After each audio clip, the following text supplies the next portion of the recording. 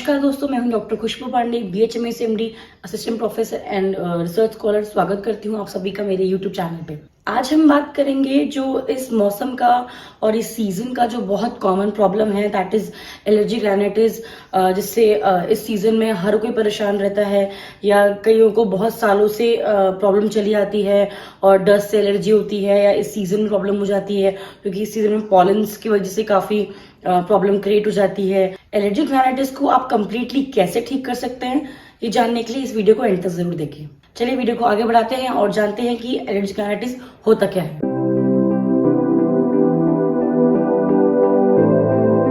Allergic rhinitis में होता क्या है? इसमें जो कि नाम से पता चल रहा है, एलर्जिक मतलब बॉडी में कुछ एलर्जी क्रिएट हो रही है, एंड राइनाइटिस मतलब कि जो हमारा जो नीजल पोर्शन है उसका इन्फ्लेमेशन हो जाएगा, उसका इन्फेक्शन हो जाएगा, जिस वजह से जो उसके कॉमन सिम्टम्स आते हैं, नाक बहना, छींक आना।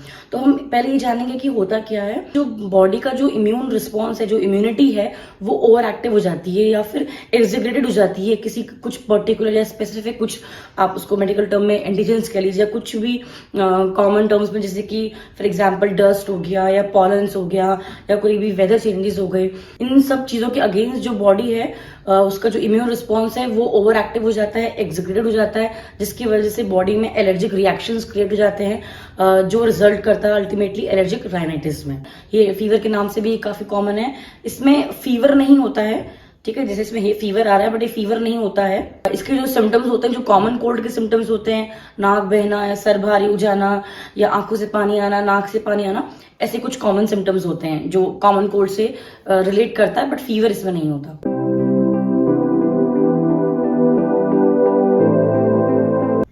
अब हम जानेंगे एलर्जिक राइनाइटिस के सिम्टम्स क्या होते हैं। जैसा कि हमने बात करी इंट्रो में कि इसके जो कॉमन कोल्ड के सिम्टम्स हैं वैसे ही सिमिलर सिम्टम्स होते हैं। तो और राइनाइटिस का मतलब होता है जैसे इन्फ्लेमेशन हो जाए नोज का। तो अगर कहीं का भी इन्फ्लेमेशन हो जाता है, खासकर जो नोज का होगा, तो जो नेजल डिस्चार्ज होगा, नाक से पानी निकलेगा, पतला भी हो सकता है, गाढ़ा भी हो सकता है। वो पानी कुछ इरिटेट करने वाला भी हो सकता है कि भाई जलन कर रहा है या यहाँ पर इस एरिया में इरिटेटिंग कैरेक्टर हो सकता है उसका कि यहाँ पर थोड़ा सा रेडनेस हो जा रही है, ठीक है। इसके अलावा जो इसका मेन कॉमन है कि स्नीजिंग मतलब छींके आ रही है एक साथ, आपको 5-10 या 8-10 कंटिन्यूअस छींके आ रही हैं आपको। इसके अलावा नाक से पानी बहने के अलावा आपको आंख में भी अफेक्ट कर सकता है, तो आंख से भी पानी आ सकता है, आंख में खुजली हो सकती है, नाक में भी खुजली हो सकती है, नाक लाल हो जाएगी, नाक भरा भरा रहेगा, हेवीनेस रहेगी, कंजेशन रहेगा नोज में। इसके अलावा आंखों में भी रेडनेस और इचिंग साथ में हो सकती है। इसके अलावा जो आपका जो डिस्चार्ज होगा, जो नाक से जो डिस्चार्ज निकलता है, वो क्या होता है, पीछे चले जाता है, मतलब गले में पीछे आता रहता है। बार बार पेशेंट आके बोलते हैं कि जो हमारा अंदर जो म्यूकस बन रहा है या डिस्चार्ज बन रहा है वो बाहर नहीं निकल पा रहा है, कई बार नाक से ही पीछे गले की तरफ निकल रहा है, अंदर जमा हो रहा है। तो ये कुछ कॉमन सिम्टम्स हैं जो कॉमन कोल्ड जैसे लगते हैं। अगर ये सब सिम्टम्स आप में हैं तो डेफिनेटली आपको एलर्जिक राइनाइटिस हो सकता है।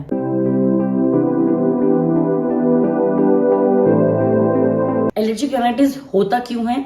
जैसे कि हमने बात करी कि ये जो इम्यून रिस्पॉन्स है वो ओवर एक्टिव हो जाता है कुछ पर्टिकुलर एंटीजेंस को लेकर, पर्टिकुलर थिंग, कुछ कुछ चीजों को लेकर।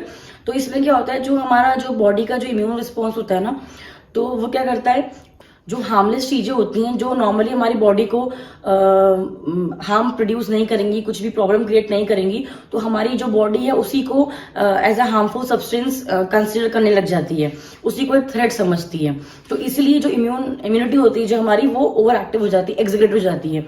अब हम जानेंगे कि क्या क्या कुछ कॉमन चीजें हो सकती हैं, कॉमन आप एंटीजेंस हो सकते हैं जिनकी वजह से आपका ये जो एलर्जिक राइनाइटिस है ये एग्रेवेट कर रहा है या बढ़ जा रहा है।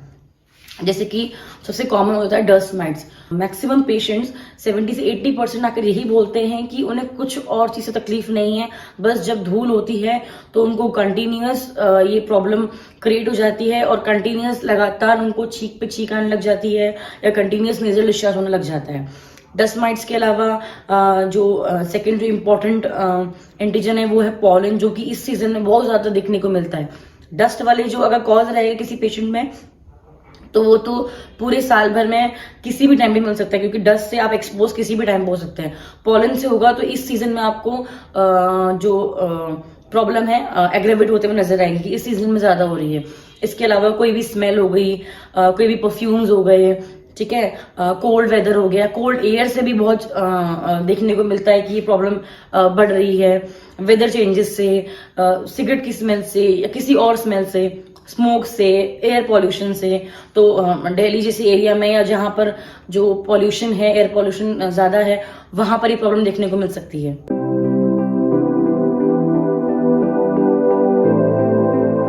अब हम जानेंगे एलर्जिक राइनाइटिस कितने टाइप्स के होते हैं। ये बेसिकली 2 टाइप के होते हैं, जो हम पूरे टाइम से बात करके भी आ रहे हैं। ये डिपेंड करेगा इसके एंटीजेंस पे या जो भी एलर्जेंस है उस पे।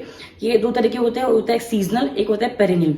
सीजनल वो होंगे जिसमें पॉलेंस जो है वो कॉजेटिव एलर्जन होगा, उसकी वजह से प्रॉब्लम हो रही, तो वो किसी सीजन में ही मिलेंगे आपको, पर्टिकुलर सीजन में मिलेंगे, जैसे कि इस सीजन में मिल सकते हैं। इसके अलावा जो पेरिनियल है वो पूरे साल में कभी भी मिल सकते हैं, तो उसमें बेसिकली एक से ज्यादा या मल्टीपल एलर्जन से प्रॉब्लम होगी। सिर्फ एक चीज से प्रॉब्लम नहीं होगी, मल्टीपल कॉजेटिव फैक्टर रहेंगे, जो डस्ट है या कोल्ड एयर है या कोल्ड वेदर है या कोई स्मोक है, तो बहुत सारे इसमें फैक्टर्स मिल सकते हैं। तो ये 2 तरीके के हो गए, एक हो गया सीजनल, एक हो गया पेरिनियल।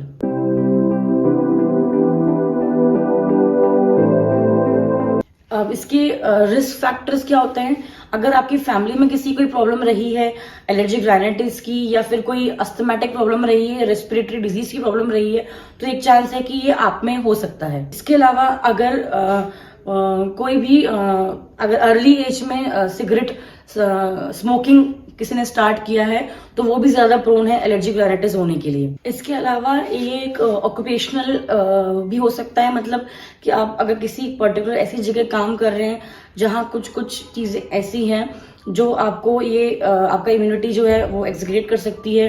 जैसे कि फॉर एग्जांपल आप किसी पेंट की जगह है, अगर उधर काम कर रहे हैं, पेंट की स्मेल से हो सकता है, या फिर जहां स्मोक ज्यादा निकलता है वहां हो सकता है, या आप कहीं रबर फैक्ट्री में या रबर जहां पर आप एक्सपोजर है उसकी वजह से हो सकता है। मतलब जो भी हमने एलर्जीज बताया, अगर उनसे रिलेटेड अगर कुछ भी आप काम में इन्वॉल्व है, किसी भी ऑक्यूपेशन में इन्वॉल्व है, तो आपको ये वहां से भी हो सकता है, क्योंकि आप कंटिन्यूस उसी के एक्सपोजर में रहते हैं। अगर आपको ये बचपन से हुआ है तो चांसेस हैं कि आपको ये एडल्ट तक चल सकता है।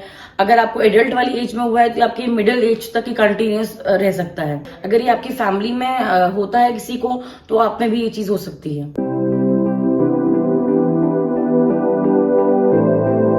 अब हम बात करेंगे होम्योपैथिक मेडिसिन की। एलर्जिक राइनाइटिस के लिए बहुत सारी होम्योपैथिक मेडिसिन हैं।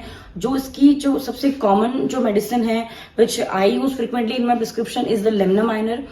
लेमना माइनर आप वहां प्रिस्क्राइब कर सकते हैं जहां पर जो पेशेंट है आपको आके ये बोल रहा है कि मुझे कंटिन्यूअस स्नीजिंग रहती है, एक साथ छींकी आती है मॉर्निंग में उठते ही, या फिर कभी भी जो वेदर चेंजेस हो रहे हैं, या कभी भी ठंड ज्यादा हो गई है, कोल्ड एयर से एक्सपोजर ज्यादा हो गया है, ठंड की वजह से किसी ने दिक्कत बताई कि वेदर चेंज हो गया, अचानक ठंडा मौसम आ गया है, उसकी वजह से स्नीजिंग कंटिन्यूस हो रही है, नाक से डिस्चार्ज निकल रहा है, यहाँ पर दर्द हो रहा है, हेडेक शुरू हो गया है, ये आईब्रोज वाले पोर्शन में, इस वाले पोर्शन पूरे में हेवीनेस हो रही है, और जो डिस्चार्ज है वो नाक से गले में भी जा रहा है। तो ऐसे केस में अगर आप लेमना माइनर देंगे 30 में कंटिन्यूस, अगर आप 1 हफ्ता भी देंगे तो आपको बहुत अच्छा रिजल्ट मिलेगा। रिलीफ तो आपको with in a day meal जाएगा, और जो आपकी जो फ्रीक्वेंसी है जल्दी जल्दी होने की वो भी कम हो जाएगी।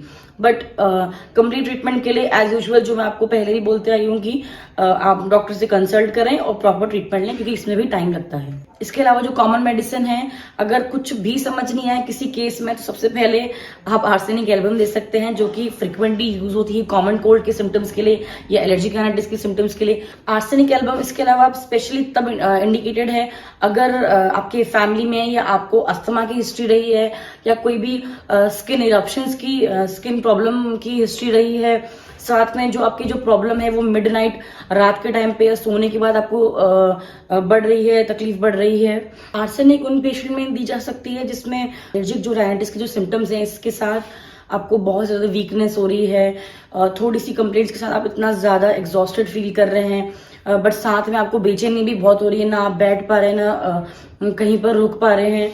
और इसके अलावा आपको कुछ गरम खाने की इच्छा या गरम पीने की इच्छा कर रही है, आपको कुछ भी वार्म थिंग्स लेके आपको अच्छा फील हो रहा है, ऐसे केस में आप जो आर्सेनिक एल्बम है 30 में ही कंटिन्यूस यूज कर सकते हैं कुछ दिन। इसके अलावा जो एलर्जिक राइनाइटिस की एक बहुत कॉमन और इम्पोर्टेंट मेडिसिन है वो है एलियम सीपा। इसमें आपको जो नेचुरल डिस्चार्ज मिलेगा, नाक से पानी आएगा जो कि बहुत इरिटेटिंग होगा, आपको परेशान करेगा, आपके जो नाक के यहाँ पर साइड है वो छिल जाएंगे, आपको जलन भी रहेगी, पानी बहुत ज्यादा निकलेगा। इसके साथ आपको आंखों से भी आपका डिस्चार्ज निकलेगा, पानी निकलेगा आंखों से, बट वो परेशान नहीं करेगा, बट कंटिन्यूस पानी निकलता जाएगा। जो नाक का पानी है वो परेशान करेगा, पर जो साथ में जो आंख से पानी निकल रहा है वो परेशान नहीं करेगा। इसमें जो आपको जो पेशेंट है जो स्प्रिंग सीजन में ज्यादा दिक्कत मिलेगी आपको। इसके अलावा जो नाक से डिस्चार्ज निकल रहा है वो इतना इरिटेटिंग होगा, इतना परेशान करेगा कि कई बार जो नोज के इस साइड या फिर जो अपर लिप्स का एरिया ये पूरा छिल देता है, यहाँ पर ड्राइनेस या फिर छिला छिला हो जाता है, रेडनेस हो जाती है। तो जो ये सिम्टम्स हैं वो आपको इवनिंग शाम के टाइम पे या फिर कुछ भी गर्म जगह जाएंगे, आप गर्म रूम में जाएंगे तो ये प्रॉब्लम एग्रेवेट हो जाएगी, ये प्रॉब्लम बढ़ जाएगी। और खुली हवा में और ठंडी जगह में रहने से इसमें आपको आराम मिलेगा एलियम सीपा में। तो ऐसे में आप एलियम सीपा 30 में यूज कर सकते हैं। अगर आपको ये प्रॉब्लम इसी सीजन में, जो अभी सीजन चल रहा है इसमें अगर रहती है, तो जो भी आपको मेडिसिन बताई है इसके साथ में आप जो यूकेलिप्टस मदर टिंचर है वो यूज कर सकते हैं। 10 ड्रॉप आधे कप पानी में दिन में 3 बार कंटिन्यूअस 1 महीने तक या 15-20 दिन तक। तो जो आपकी जो इंटेंसिटी, जो फ्रीक्वेंसी है होने की जल्दी जल्दी वो कम मिलेगी और डेफिनेटली आराम मिलेगा। इसके अलावा जो second mother tincture I would suggest कि अगर एलर्जिक राइनाइटिस के जो भी सिम्टम है उसके साथ अगर आपको थोड़ा सा अस्थमेटिक फीलिंग हो रही है, सांस लेने में तकलीफ हो रही है, तो साथ में आप पोथोस मदर टिंचर का यूज कर सकते हैं। ऐसे ही 10 ड्रॉप दिन में 3 बार कंटिन्यूस 15-20 दिन है, 1 मंथ तक। Thank you for watching this video. अगर आपको ये वीडियो पसंद आए तो वीडियो को लाइक करें, शेयर करें, और अगर आपको कोई डाउट्स हैं या आप चाहते हैं कि किसी टॉपिक पे वीडियो बने तो कमेंट बॉक्स पे तो कमेंट करके आप हमें सजेशन दीजिए। अगर आपने अभी तक चैनल को सब्सक्राइब नहीं किया है तो चैनल को जरूर सब्सक्राइब करें और बेल आइकन दबाएं लेटेस्ट अपडेट के लिए। I will be back with another video soon.